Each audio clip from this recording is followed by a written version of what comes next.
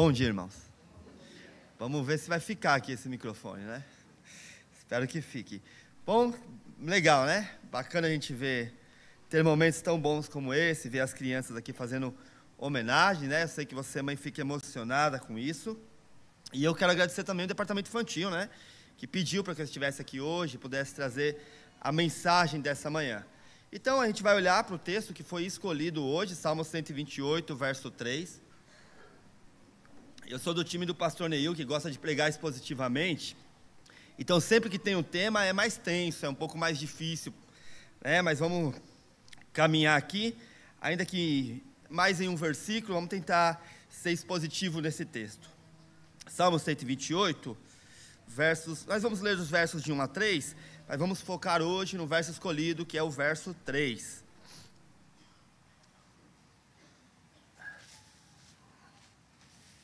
Achamos? Então, vamos ler a partir do verso 1. Bem-aventurado aquele que teme ao Senhor e anda nos seus caminhos, pois comerá do trabalho das tuas mãos, feliz serás e te irá bem.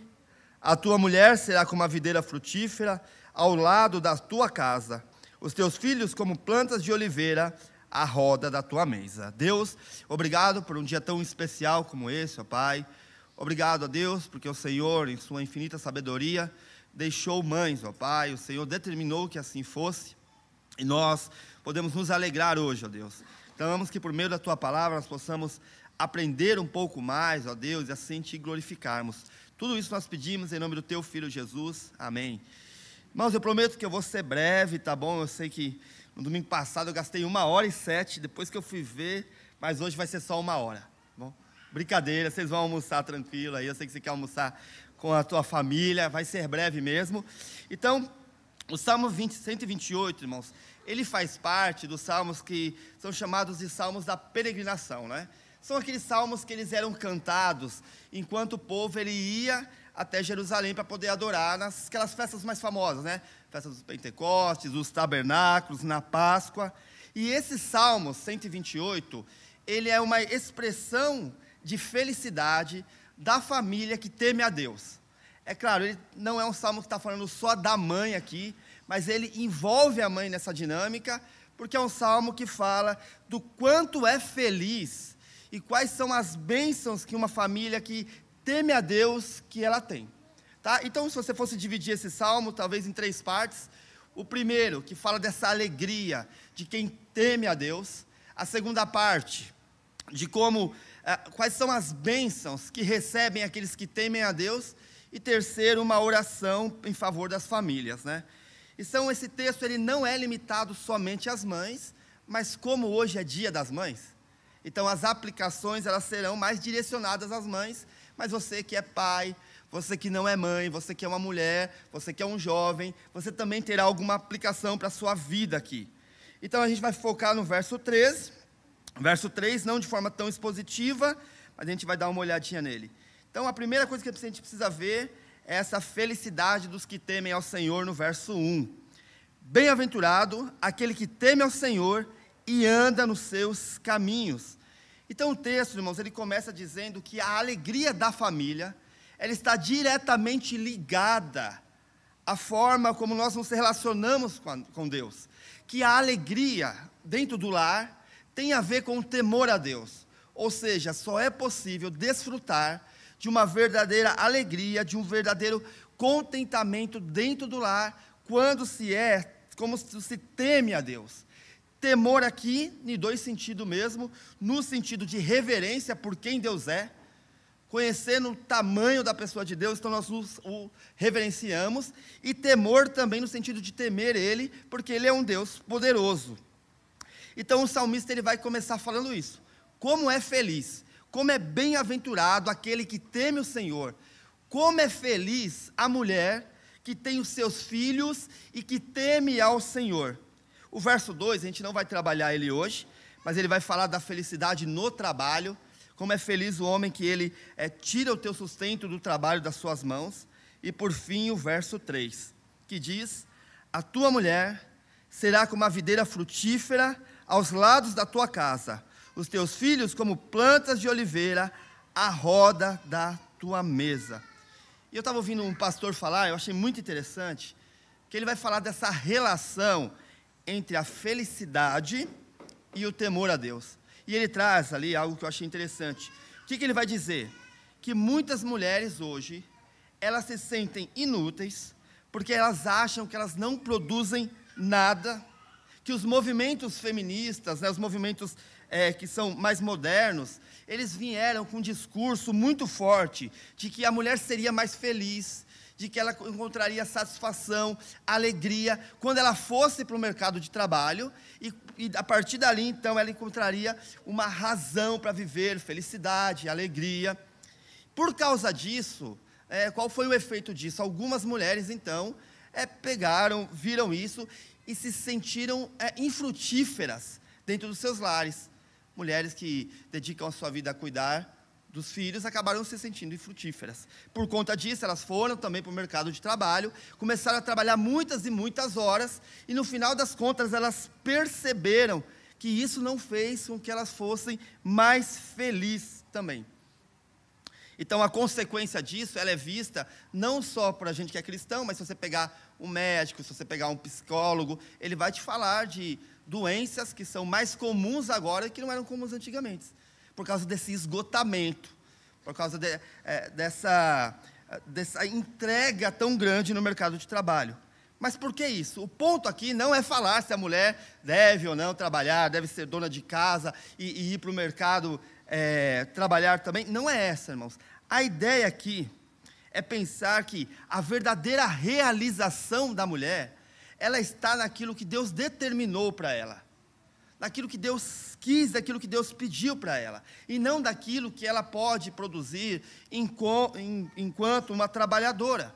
A ideia não é essa, né? Você já deve ter percebido, você que é homem, mulher, você que está no mercado de trabalho, você sabe disso. Não foi poucas vezes que você chegou em casa mais insatisfeito do que satisfeito. Que você acabou o seu dia e falou, poxa, hoje foi um dia difícil do trabalho, em que o trabalho não te trouxe toda a alegria que você achou que traria. E é estranho isso, porque aquilo que a sociedade traz como um ganho, como um avanço, na verdade, nos mostra que não traz satisfação, não traz contentamento. Então, o ponto aqui é dizer que aquilo que foi dito, que seria uma forma de fazer com que as mulheres fossem libertas e desfrutassem de mais satisfação e alegria, não pôde fazer isso por elas. Por quê? Porque o verso 1 diz, bem-aventurado aquele que teme ao Senhor e que anda nos seus caminhos. Porque plena satisfação, a Bíblia vai dizer, é fruto do temor a Deus. Plena satisfação não é fruto daquilo que a gente produz, mas é daquilo que a gente teme a Deus. Por isso, buscar felicidade nas realizações pessoais. Seja você homem, seja você mulher, seja você mãe, não seja mulher. Buscar realizações nas coisas pessoais é buscar alegria em fontes vazias. Por quê? Porque o texto está dizendo que a forma de você achar alegria é por meio do temor a Deus. O que define uma boa mãe, o que define uma boa mulher, segundo as Escrituras, é o quão central Deus é na sua vida. Qual é a centralidade de Deus para você. Então aqui já tem uma primeira aplicação hoje. Você que é mulher, que busca contentamento, que busca a alegria dos seus filhos, a melhor coisa que você pode fazer por eles é você ser temente a Deus. Poxa, Ricardo, eu tenho o desejo profundo de ver meus filhos muito felizes. Seja temente a Deus. É isso que o texto está falando para a gente. Então, o objetivo aqui dessa manhã, irmãos, é pensar um pouco nessa mãe que tem a centralidade da sua vida em Deus. E aí o texto que ele vai fazer? Ele vai trazer a figura dessa videira. O verso 3 de novo, a tua mulher será como a videira frutífera, aos lados da tua casa, aos teus filhos como plantas de oliveira, à roda da tua mesa. Então o que o salmista vai fazer aqui? Ele vai pegar a figura da videira e vai aplicar isso à mulher, ou seja, aquela mulher que ela é temente a Deus, aquela mulher que ela está no centro da tua família, com os filhos ao redor, ela é como uma oliveira, e não só uma oliveira, mas uma oliveira frutífera. E essa imagem da oliveira, irmãos, ela é algo muito conhecido no Antigo Testamento. A Bíblia fala bastante sobre essa ideia de oliveira, né? Porque a oliveira ela é símbolo de abundância, é símbolo de coisa bonita, é símbolo de coisa bela. Se você se lembra quando o povo está no deserto, e eles vão lá com os 12 espias, que eles vão olhar a terra, espiar para ver se a terra é boa, o que eles trazem de lá? O fruto da vide, como símbolo de abundância, como símbolo de algo bom. A Bíblia também traz, não dá tempo de a gente olhar aqui, mas a Bíblia também traz em Miqueias 4:4, que a videira, ela também é esse lugar de refúgio, de segurança, de descanso, aquele lugar que você senta, que você respira e que você descansa nele. E por último, a Bíblia também vai dizer que Israel era comparado à videira. E agora sim, Isaías 5, se você for lá comigo, você vai ver essa figura da videira comparada a Israel. Isaías 5, de 1 a 3.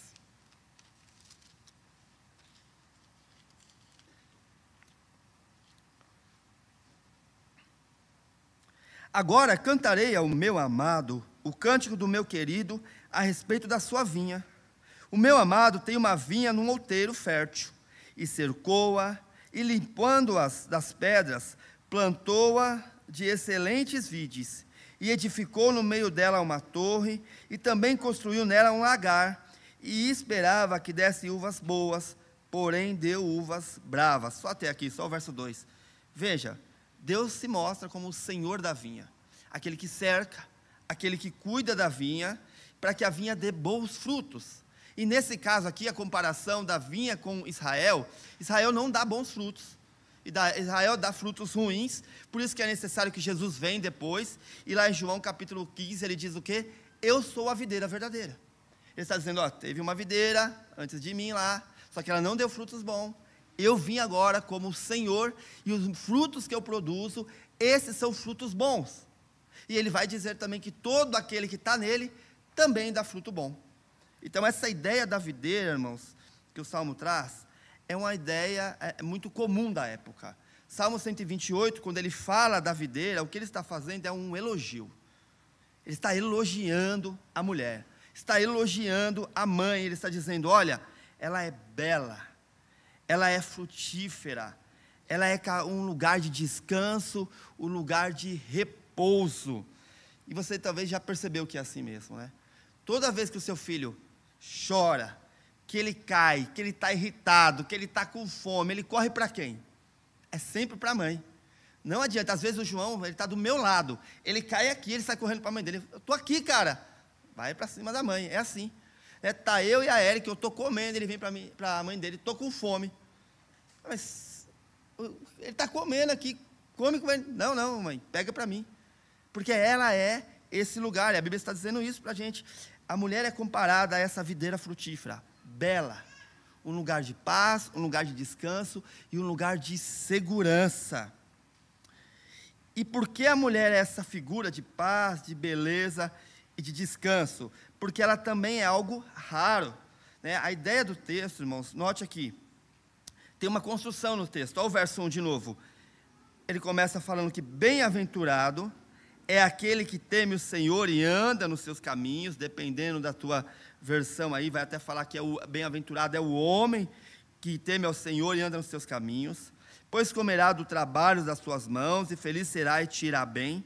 Aí depois ele traz a figura da mulher. A tua mulher será como a videira frutífera, ao lado da tua casa, e os teus filhos como plantas de oliveira, roda da tua mesa. Olha a construção do texto.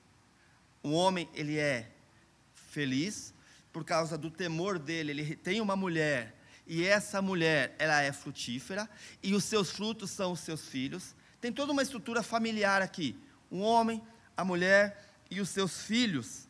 Por quê? Porque o texto está apontando também para esse relacionamento que tem dentro da família, né? O primeiro relacionamento do homem com a mulher, um relacionamento que é muito falado, né? A gente fala bastante aqui na igreja mesmo, a ideia de que a mulher foi criada como uma auxiliadora, e auxiliadora aqui não como uma posição de inferioridade.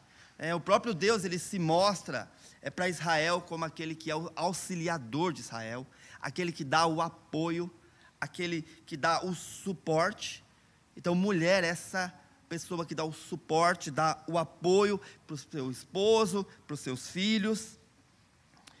E Efésios, o texto conhecidíssimo, 5:24, vamos só para mim não errar o texto, tá citando, mas Efésios 5:24 e 25, ele vai falar, então, dessa relação familiar entre o homem e a mulher.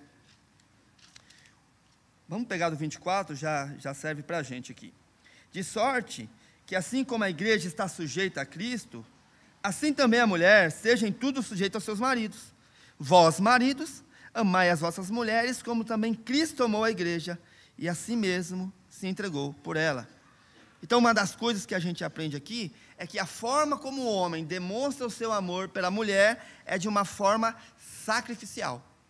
Assim como Cristo amou e se entregou pela igreja, o homem deve se entregar por sua esposa. Assim como Deus amou o mundo de tal maneira que entregou o seu Filho unigênito, o homem deve se sacrificar pela sua esposa. E a mulher? Aí a mulher é diferente. Como que a mulher, ela mostra, então, o seu amor pelo seu marido? Servindo. Então, em certo sentido, é o oposto.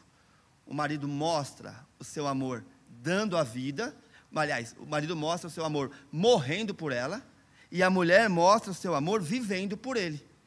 Essa é a relação familiar. E por que dizer isso tudo, irmãos? Porque, mães, aqui está uma coisa muito interessante para nós. Para você que é mulher, dentro do teu lar, para o seu marido também, a importância de você mostrar o padrão de relacionamento que seus filhos devem buscar. Isso é importantíssimo, irmãos. Estamos vivendo hoje um período conturbado em relação às famílias, em que há muita confusão na cabeça dos pequenos, das crianças, sobre os modelos de família, aquilo que é família, aquilo que não é, qual o dever do homem, qual o dever da mulher. Há uma bagunça enorme em relação a isso, e isso traz uma confusão na cabeça dos nossos filhos. Então, viver dentro de casa um relacionamento que espelha essa missão de Deus, o relacionamento da mulher e do homem, aquele que se sacrifica pela mulher, a mulher que é submissa ao homem, isso faz com que os nossos filhos tenham um referencial. Em tempos como hoje, irmãos, é necessário que eles tenham esse referencial. Cada vez mais é difícil para que eles entendam o que de fato é uma família, qual é a posição do pai, da mãe e dos filhos dentro do lar. E aí o texto, irmãos, se ele vai fazer se a mulher precisa estar disposta a viver pelo seu marido, e aplicando para hoje também, a cuidar dos seus filhos, a ser um lugar de refúgio para os seus filhos, então a videira, de fato, ela é uma imagem perfeita para isso. Porque a videira, o que ela faz? Ela sustenta, ela dá o seu fruto, ela serve e ela produz. É isso que a videira faz. Então a videira, ela é essa figura aqui, que a Bíblia traz como alguém bela, como alguém frutífera, como alguém que traz segurança, paz. Mas tem uma coisa também da videira. A videira é uma planta frágil, irmãos. Se você já viu alguma videira, eu passei recentemente ali em Pinheiros, e tem uma casa que do lado de fora, toda tem uma videira assim, enorme. Bonito, né? Se você passa aqui também perto, atrás do autódromo ali, você vê o Colégio Pinheiros, lá é toda videira. O que você percebe? Que tem uma fragilidade. Ela precisa de um apoio, de um sustento ali, para que ela consiga se desenvolver. Então, a videira, ela é uma planta muito frágil, mas ela é valiosa, porque ela dá bons frutos, mas ela é frágil. E parece que é aquilo que 1 Pedro vai ensinar para a gente. Se você abrir em 1 Pedro 3,7, olha o que Pedro fala para nós aqui.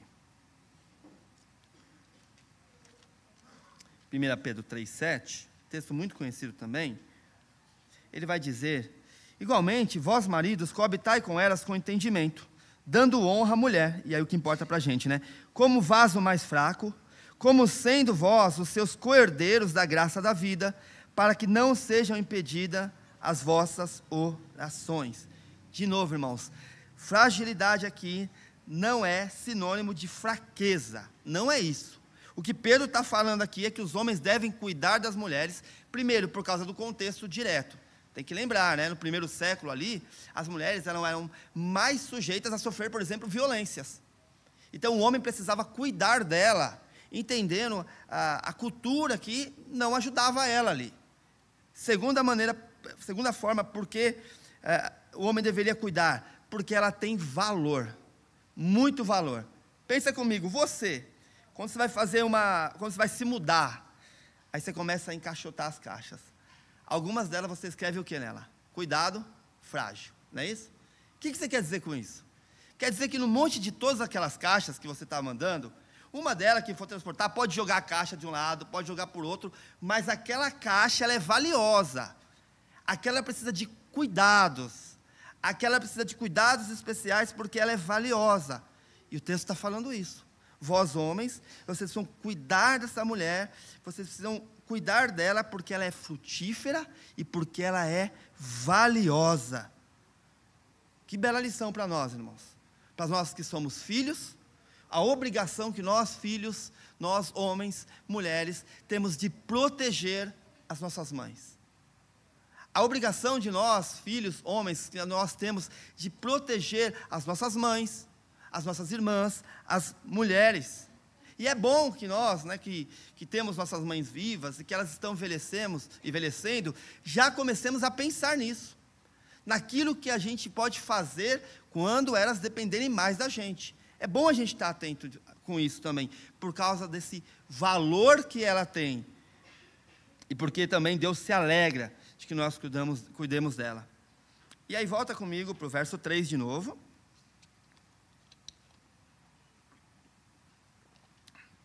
E eu vou ler novamente.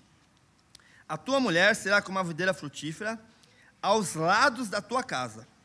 Os teus filhos como planta de oliveira à roda da tua mesa. Essa ideia aqui, irmãos, de aos lados da tua casa, é a mesma ideia aqui no centro da casa. A mesma ideia que dentro da casa. Ou seja, a expressão aqui, ela é entendido que a mulher ela é frutífera dentro da casa, no interior da casa dela. Poxa, cara, mas ela não é também frutífera, não deve ser frutífera fora também? Sim, mas é que o texto está falando dessa relação familiar, daquilo que acontece dentro do seio de casa. E dentro de casa ela é frutífera. Ou seja, o homem tem dentro de casa uma mulher que ela é frutífera. E quais são esses frutos? Que frutos é esse que o texto fala que a mulher deve dar? A Bíblia está cheia de referências acerca de frutos. Ela chama nós cristãos a darmos muitos frutos. João capítulo 15 vai falar dessa necessidade de a gente frutificar. Mas esse texto específico, ele está falando do fruto como os filhos mesmo.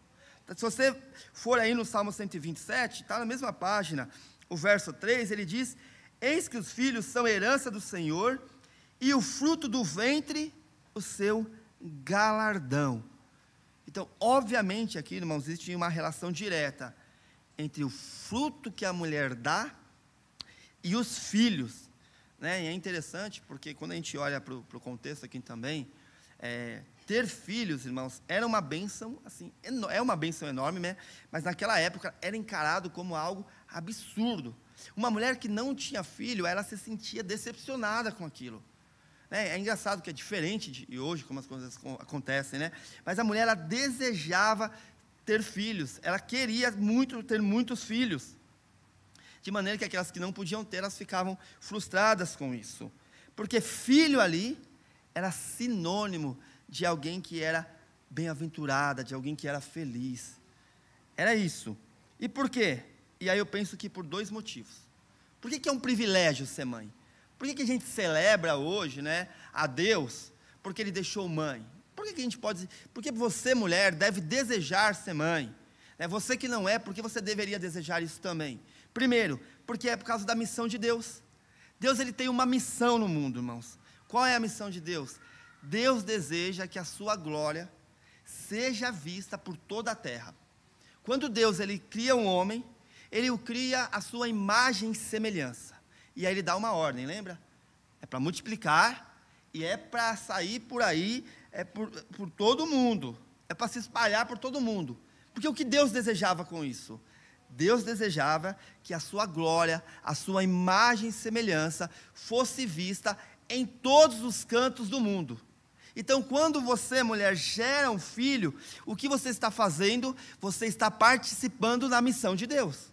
É claro, houve a queda, o homem, a imagem de Deus foi obscurecida nele, mas não apagada, de maneira que o homem ainda mostra a imagem e semelhança de Deus.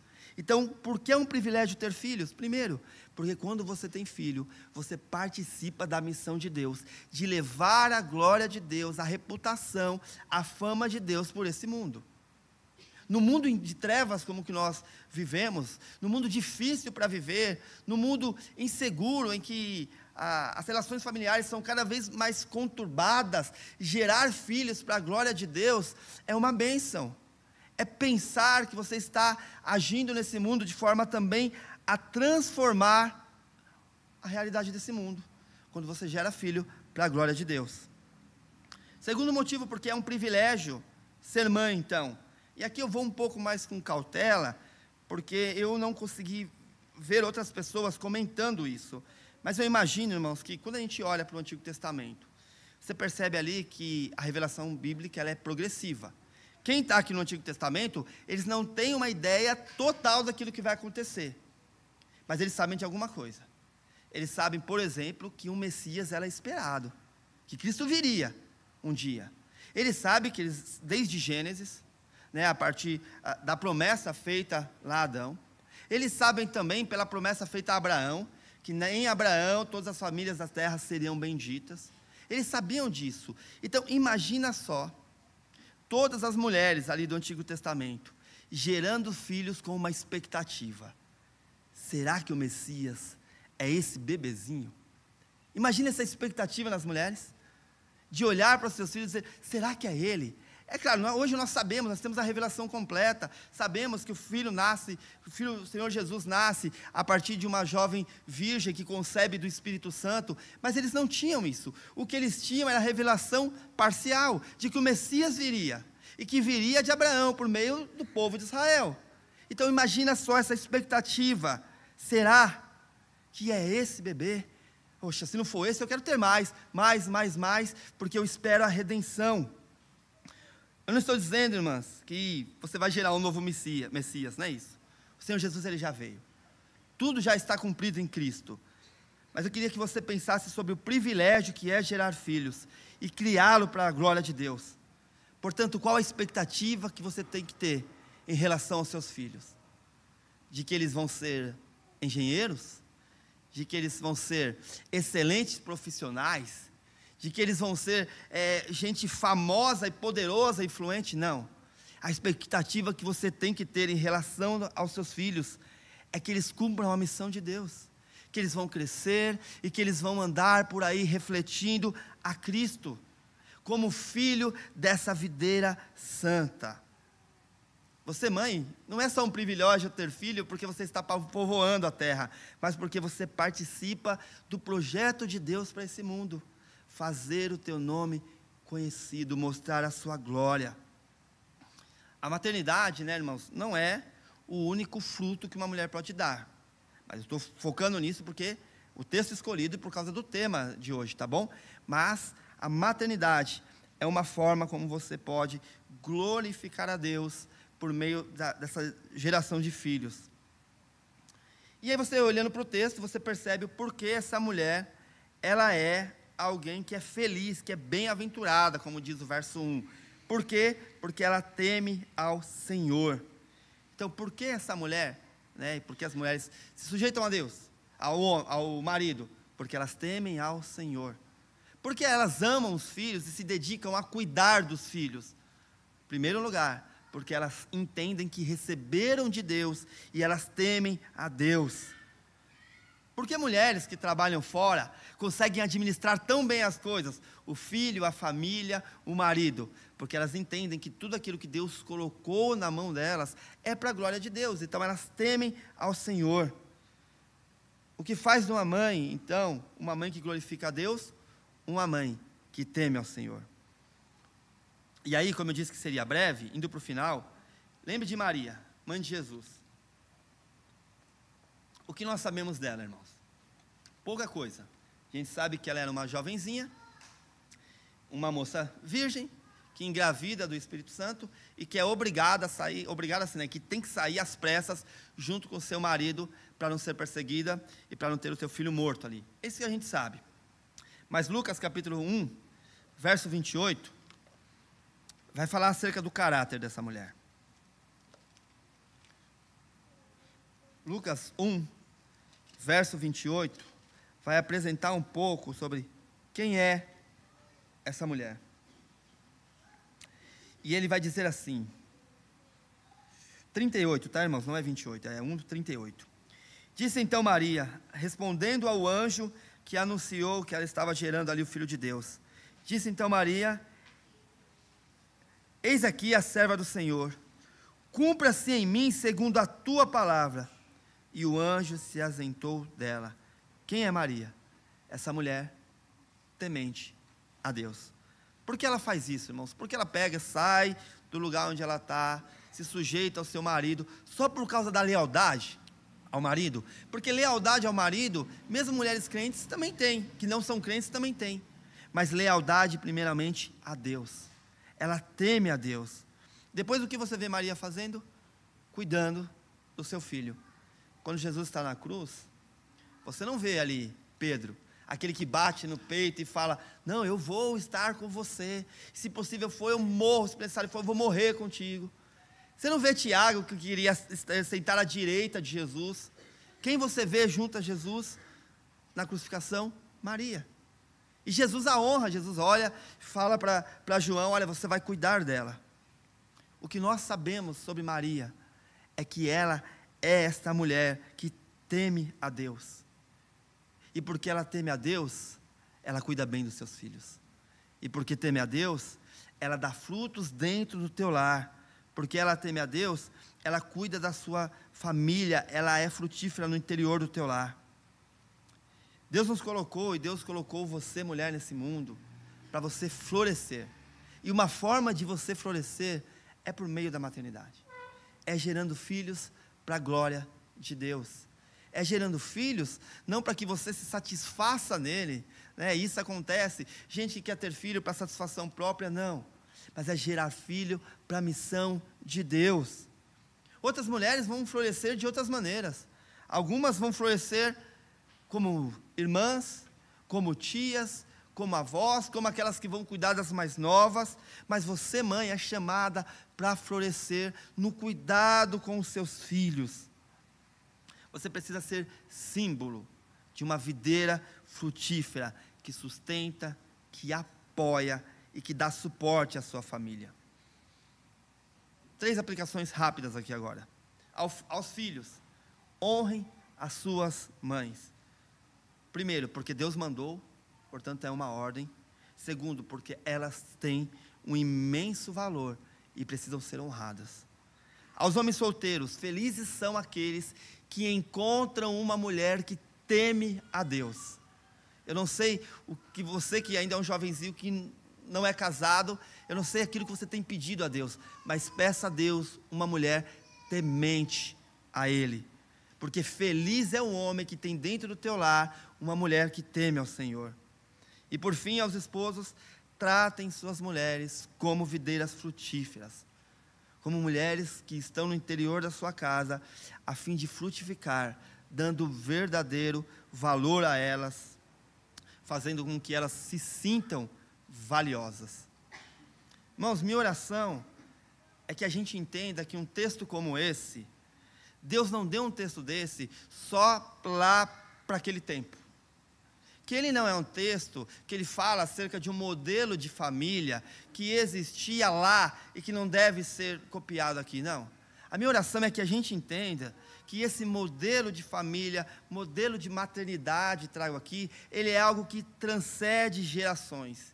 E que grande parte dos nossos problemas sociais tem a ver com esses problemas de famílias desestruturadas. E que quando a gente olha para aquilo que a Bíblia quer de nós, como mães, como mulheres, como pais, como filhos, nós temos uma família que ela sim é um modelo da relação que Deus deseja da gente. Que Deus abençoe você, mãe, que nesse dia você se sinta valorizada, não por qualquer outra coisa, senão com alguém que está contribuindo aí para a obra de Deus, contribuindo para o plano de Deus nesse mundo, para avançar a glória de Deus nesse mundo através da criação de filhos. Deus te abençoe. Eu vou orar depois. O Wellington, é isso mesmo? O Wellington, né? Então vamos lá. Deus, obrigado, ó Pai, porque o Senhor, em sua infinita sabedoria, o Senhor, ó Pai, montou todas as coisas como elas deveriam ser, ó Deus. Obrigado, ó Pai, por aquelas mulheres que têm se dedicado a cuidar dos seus filhos, ó Pai, têm amado a Ti, e que esse amor, esse temor a Ti tem sido refletindo, ó Pai, dentro das suas casas. Nós queremos clamar a nós, ó Deus, que somos filhos e temos esposas, ó Pai, que o Senhor nos ajude a honrá-las, ó Deus, sabendo que isso é bom a Ti, ó Pai. Nós te agradecemos em nome do Teu Filho Jesus. Amém.